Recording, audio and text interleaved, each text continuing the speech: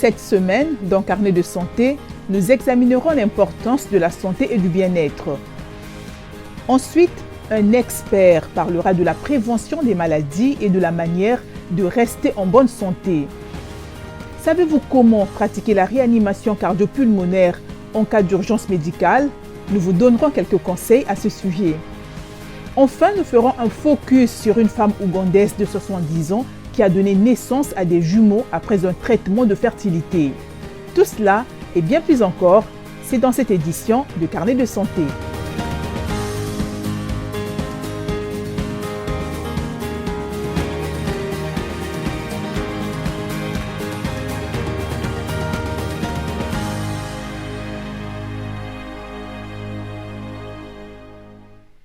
Salut à toutes et à tous. Merci de nous rejoindre pour ce nouvel épisode de Carnet de santé. Le bien-être est important dans notre vie quotidienne car au lieu de survivre, nous devrions prospérer. Pour comprendre l'importance du bien-être, il est essentiel de comprendre comment il est lié à la santé. Selon l'Organisation mondiale de la santé est définie comme un état complet de bien-être physique, mental et social. Et il ne consiste pas seulement en une absence de maladie. Plusieurs aspects clés de notre mode de vie sont considérés comme des dimensions du bien-être général. Il s'agit notamment de l'exercice physique, de la nutrition et de la pleine conscience. Chacun d'entre eux a un impact sur notre santé physique et mentale. En faisant des choix simples et sains au quotidien, nous serons en bonne santé et sur la voie d'un bien-être optimal. Les experts affirment que l'exercice et un régime alimentaire à base de plantes avec moins de viande grasse peuvent aider à prévenir des maladies telles que l'hypertension. Selon le rapport mortalité et causes du décès en Namibie de 2018 à 2021, l'hypertension représentait 8,8% des décès en 2020. Voici le reportage de Vitali Ongula depuis Windhoek. En Namibie, il est relaté par Dili Diko. Dans le couloir de l'hôpital central de Windhoek, Joséphine Oxurus fait la queue pour récupérer ses médicaments. Elle souffre de diabète et d'hypertension. J'ai commencé à avoir le diabète il y a 13 ans, subitement lorsque j'ai accouché de mon dernier enfant. J'avais soif, j'ai perdu du poids sans rien faire et j'ai commencé à aller de façon fréquente aux toilettes. Le docteur Sylviana Punja explique que l'hypertension peut être évitée par une alimentation équilibrée. L'hypertension en général est ce que nous appelons un tueur silencieux. Elle s'installe progressivement chez les patients sans qu'on la voie nécessairement venir. Les mauvais choix alimentaires, c'est-à-dire les fast-foods, les aliments gras et toutes ces choses, et pas nécessairement un régime à base de plantes, il est préférable d'avoir un régime à base de plantes plutôt qu'un régime à base de viande animale. Les diététiciens de l'hôpital public local expliquent que les contraintes budgétaires peuvent limiter l'accès à des aliments sains pour les patients.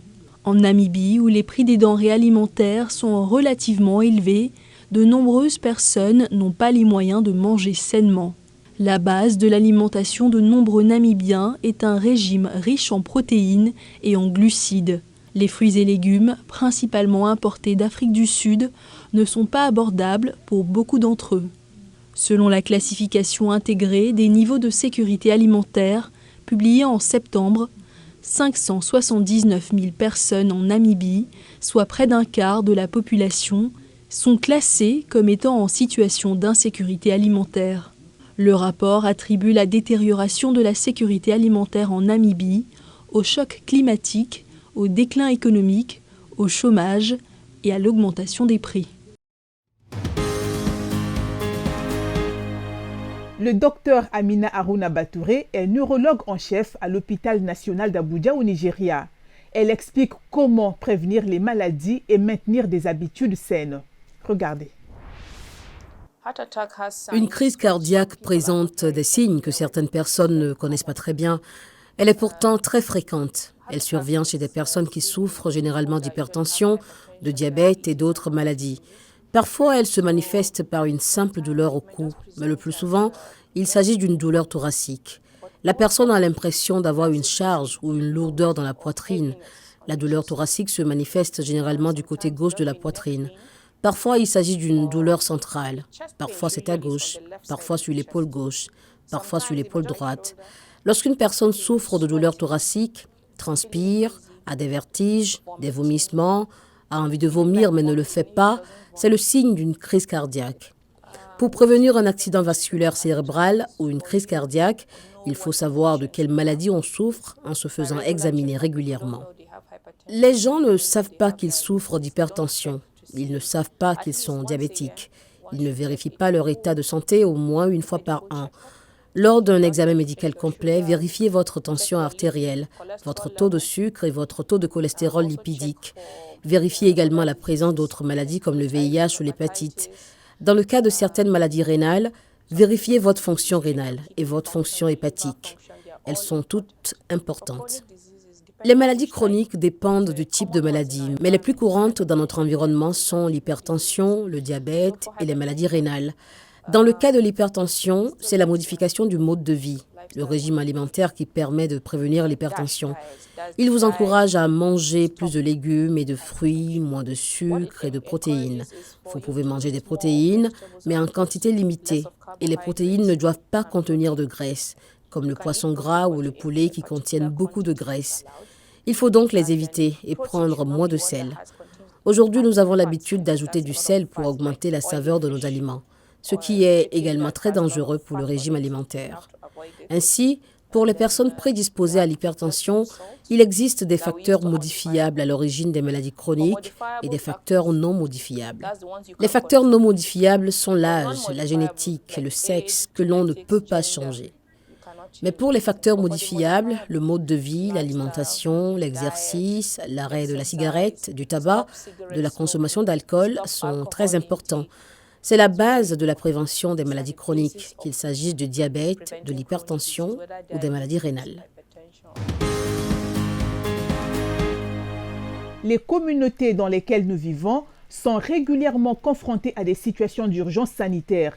C'est pourquoi nous avions demandé à des habitants d'Abidjan, au Nigeria, s'ils savaient comment pratiquer une procédure d'urgence RCP qui peut aider à sauver la vie d'une personne en cas d'arrêt de la respiration ou d'arrêt cardiaque. Voici ce qu'ils ont répondu. Je ne l'ai jamais fait sur une victime, mais j'en ai été témoin. J'ai été témoin d'un premier soin de précaution pour réanimer une personne qui a peut-être perdu connaissance ou qui s'est évanouie.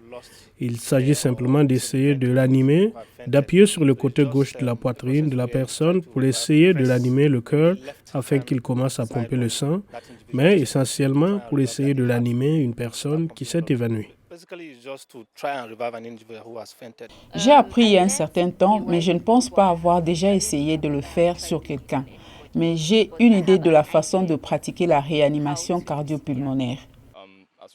Comme nous le savons tous, la réanimation cardio-pulmonaire est une situation d'urgence. C'est une technique de premier secours que nous utilisons dans les situations d'urgence. Par exemple, quand quelqu'un a une crise cardiaque ou quand quelqu'un s'est presque noyé dans l'eau, il y a donc la réanimation manuelle et la technique de respiration de bouche à bouche.